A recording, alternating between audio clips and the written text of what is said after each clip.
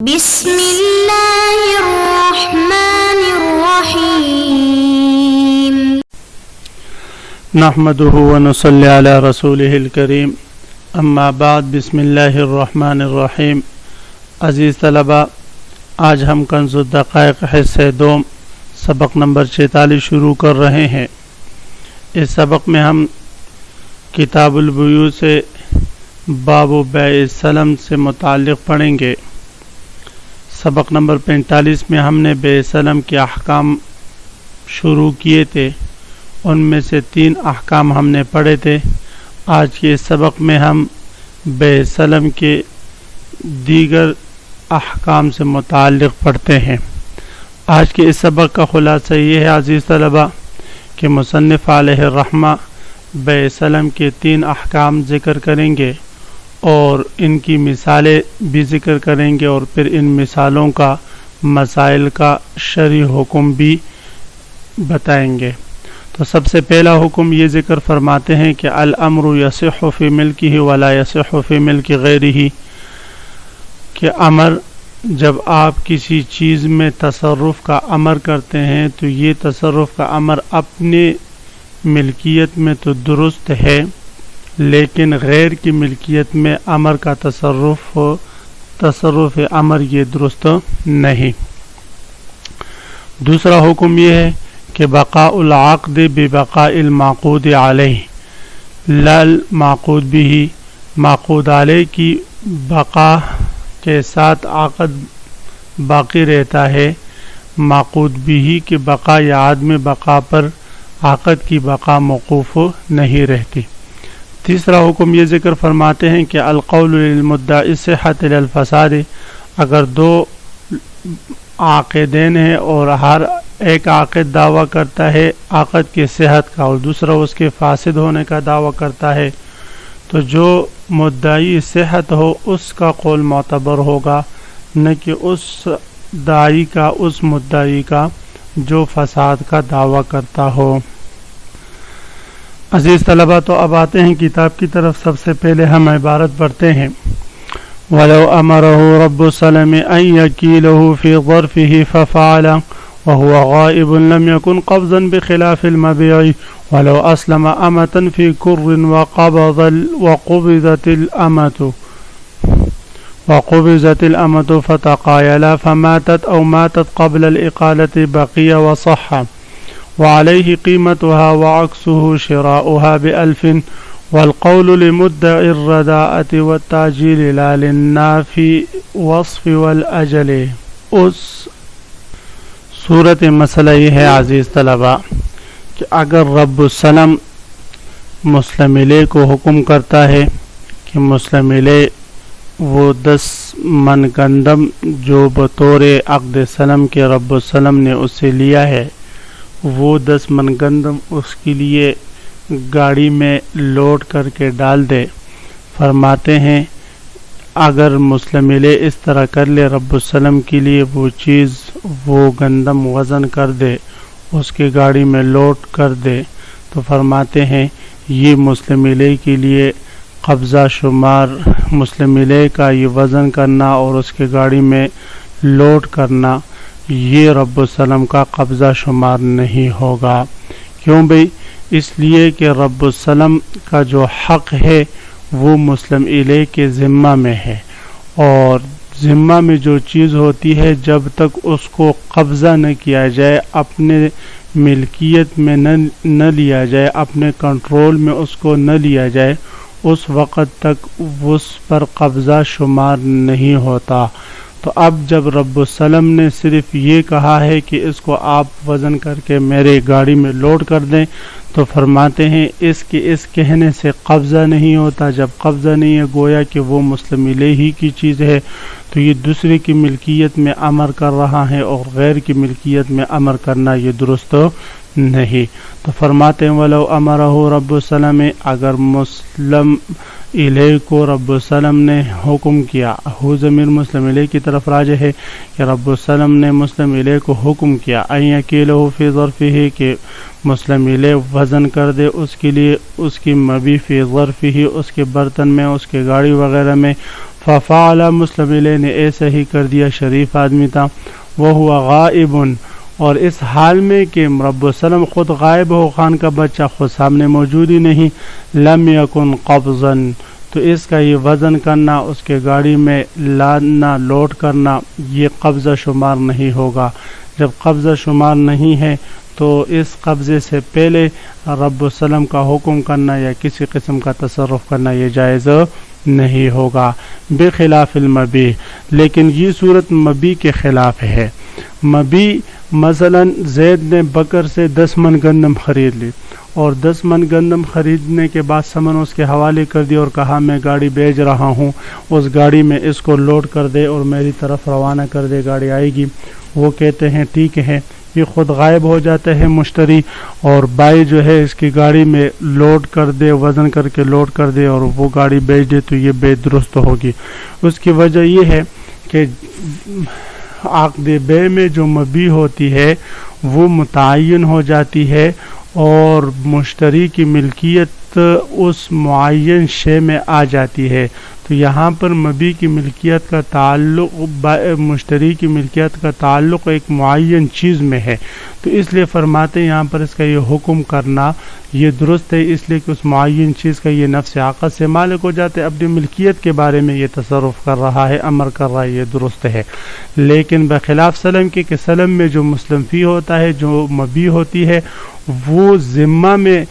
مسلم علیہ کے ذمہ میں لازم ہوتی ہے، اس کے ذمہ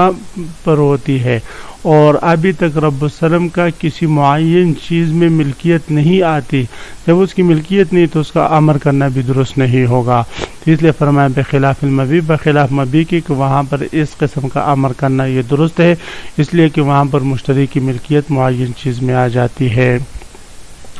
وَلَوْ أَسْلَمَ أَمَةً فِي قُرٍ، اب اگر کوئی شخص باندی کو بطور سلم کے دے دے،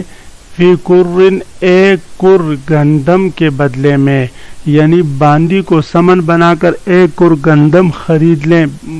اور عقد ان کے درمیان عقد سلم ہو، تو فرماتے ہیں پھر اس کے بعد وقبضت الامۃ، اور باندی پر قبضہ بھی کیا جائے، اور مسلم علیہ جو ہے وہ باندی پر قبضہ بھی کر لے، فتقایلا، اور اس کے بعد پھر دونوں رب السلام اور مسلم علیہ اقالہ کر لیں، فماتت، اور باندی مر جائے، او ماتت قبل الاقالۃ، یا اقالے سے پہلے مر جائے، بقیہ، تو یہ اقالہ باقی رہے گا، وصح، اور درست بھی ہوگا۔ صورت مسئلہ یہ ہے عزیز طلبہ کہ ہم نے پڑھا کہ اس عبارت میں یہ مطلب، یہ حکم بیان ہو رہا ہے کہ عقد کی درستگی کے لیے، بقا کے لیے معقود علیہ کا باقی ہونا ضروری ہے، معقود بھی کا باقی ہونا ضروری نہیں۔ تو اس صورت مسئلہ میں باندی جو ہے یہ معقود بھی ہے، اور ایک کر گندم جو ہے یہ معقود علیہ ہے۔ اب اگر کوئی شخص باندی کو سمن بنا کر ایک کر گندم بطور عقد سلم کے لے لے، تو فرماتے ہیں یہ عقد درست ہو جائے گا۔ ابھی تک مسلم علیہ نے رب السلام کو ایک کر گندم دیا نہیں تھا، کہ اس ایک کر گندم دینے سے پہلے وہ باندی ان دونوں کا، یعنی رب السلام اور مسلم علیہ آپس میں اقالہ کر لے اور عقد سلم ختم کرنا چاہے، تو فرماتے ہیں اقالہ کا تو ان کو اختیار ہے، لیکن اسی اقالے کے بعد ابھی تک مسلم علیہ نے باندی جو ہے وہ حوالے نہیں کی تھی رب السلام کے، کہ باندی مر گئی، یا اقالہ کرنے سے پہلے جو ہے باندی مر چکی تھی، تو کیا عقد اقالہ فسخ ہوگا یا نہیں؟ تو فرماتے نہیں، عقد اقالہ فسخ نہیں ہوگا، عقد اقالہ باقی رہے گا، اس لیے کہ عقد سلم ابھی تک باقی ہے، عقد سلم ختم نہیں ہوا۔ عقد سلم جب ختم نہیں ہوا تو اس کا اقالہ بھی درست ہوگا، اس میں اقالہ کرنا بھی درست ہوگا۔ عقد سلم اس لیے فسخ نہیں ہوا کہ ہم نے پڑھا کہ عقد کے ختم ہونے کے لیے معقود علیہ کا ختم ہونا ضروری ہے۔ معقود علیہ تو ایک کرگندم میں وہ باقی ہے، اور یہ جو باندی فوت ہوئی ہے یہ تو معقود بھی ہے، معقود بھی کی بقا اور عدم بقا پر جو ہے وہ عقد موقوف نہیں ہوتا، تو اس لیے فرمایا کہ اقالہ ان کا درست ہے اور اقالہ ان کا برقرار رہے گا۔ تو فرماتے ولو اسلم امتن، اگر کوئی شخص باندی کو بطور سلم کے دے دے فی قرن، ایک اور گندم کے بدلے میں، وقبضت الامۃ، اور باندی پر قبضہ کیا جائے، فتقایلا، پھر دونوں عاقدین آپس میں اقالہ کر لے، عقد سلم ختم کر لیں، فماتت، اس کے بعد باندی مر جائے، او ماتت قبل الاقالۃ، یا اقالے سے پہلے جو ہے باندی مر جائے، بقیہ، تو عقد اقالہ باقی رہے گا، وصح، اور عقد اقالہ درست بھی ہوگا، وعلیہ قیمتھا۔ اب بھئی جب عقد اقالہ باقی ہے اور عقد سلم ختم ہو چکا ہے اور باندی کے حوالہ کرنے پر اب رب مسلم علیہ قادر نہیں ہے کہ وہ باندی جو بطور سمن کے اس کے پاس آئی تھی، اب وہ سمن تو واپس کرنا رب السلم کو ضروری ہے، اب وہ اس کے پاس باقی نہیں رہی، تو علیہ قیمت، لہذا باندی کی قیمت اس مسلم علیہ پر لازم ہوگی رب السلم کے لیے۔ وعکسہ شراؤہا بألف، اور اس کی جو عکس کی صورت ہے وہ باندی کا خریدنا ہے بألف، 1000 کے بدلے میں۔ یہاں پر دیکھیں اس صورت کی عکس کی صورت بتا رہے ہیں، یعنی اس صورت میں باندی کے مرنے سے مسئلے میں اقالے میں کچھ فرق نہیں آ رہا، لیکن اگر کسی نے باندی خریدی 1000 کے بدلے میں، پھر اس کے بعد اقالہ کیا، اقالے کے بعد باندی مر گئی مشتری کو حوالہ کرنے سے پہلے، یا اقالے سے پہلے باندی مر چکی ہو، تو یہاں پر یہ اقالہ باطل ہو جائے گا، ختم ہو جائے گا۔ وجہ یہ ہے کہ یہاں پر باندی خود معقود علیہ ہے، تو معقود علیہ کے ختم ہونے سے عقد بھی ختم ہو جاتا ہے، تو اس لیے فرمایا وعکس، اور اس مسئلے کا عکس حکم کے اعتبار سے اس کا الٹ شراؤہا، وہ باندی کا خریدنا ہے بألف، 1000 کے بدلے میں۔ والقول لمدعی الرداءۃ والتعجیل، صورت مسئلہ یہ ہے کہ رب السلم اور مسلم علیہ کا آپس میں اختلاف ہو جائے، رب السلم کہتا ہے کہ میں نے جو آپ کو 1 من گندم، میں نے جو آپ سے 1 من گندم لی تھی، وہ 1 گندم اعلیٰ درجے کی تھی، اور میں نے آپ سے 2 مہینے کی مہلت پر لی تھی، اور مسلم علیہ کہتا ہے نہیں، نہ آپ نے کسی قسم کی رداعت یا جو ہے جید کی شرط نہیں لگائی، اسی طرح آپ نے کسی قسم کی تعجیل وغیرہ کی شرط نہیں لگائی، یعنی وہ سرے سے منکر ہے۔ یا اس کے برعکس مسلم علیہ کہتا ہے کہ میں نے آپ کو کہا تھا کہ مسلم فی وہ ردی چیز ہوگی اور 3 مہینے کے بعد میں حوالے کروں گا، اور رب السلم کہتے نہیں، آپ نے اس قسم کی کوئی شرط نہیں لگائی، وہ انکار کرتا ہے۔ تو اس صورت میں جو رداعت اور تعجیل کا مدعی ہے، پہلی صورت میں رب السلم مدعی بنا، دوسری صورت مسئلہ میں مسلم علیہ مدعی بنا، تو جو مدعی ہوگا جو رداعت اور تعجیل کا دعویٰ کرے گا اس کا قول معتبر ہوگا،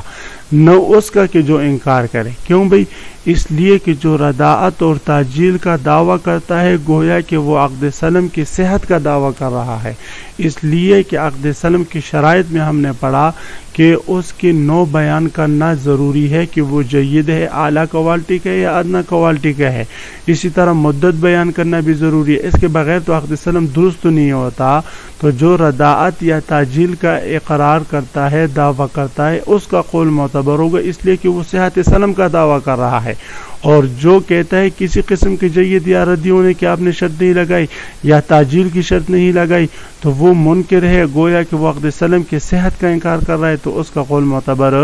نہیں ہوگا۔ تو فرماتے والقول لمدعی الرداءۃ والتعجیل، اور قول معتبر ہوگا اس شخص کا جو دعویٰ کرے رداعت کا اور تعجیل کا، لا للنافی الوصف والاجل، نہ کہ اس شخص کا جو وصف اور اجل کا منکر ہو، نفی کرنے والا ہو، اس کا قول معتبر نہیں ہوگا۔ وآخر دعوانا ان الحمد للہ رب العالمین۔